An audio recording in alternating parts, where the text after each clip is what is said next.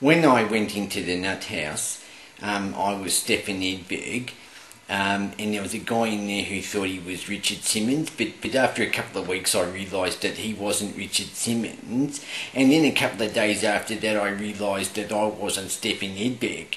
But then I was Richard Gere for a couple of days, and everything kind of panned out and evened out, after that.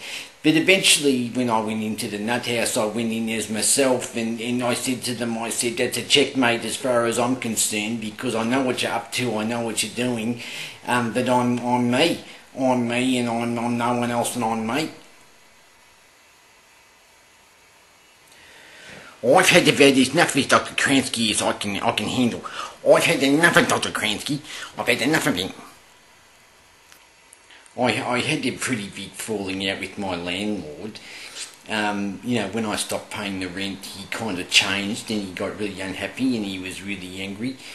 And he rang me up and he was upset and he said to me, if you don't pay your rent, how am I going to pay my mortgage?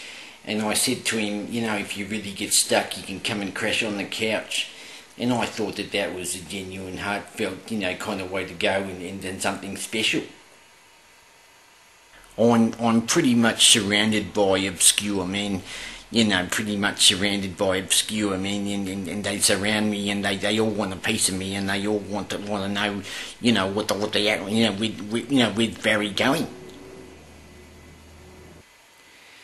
There's a couple of guys that kind of live in my head, and one of the guys who lives in my head is an accountant from Texas.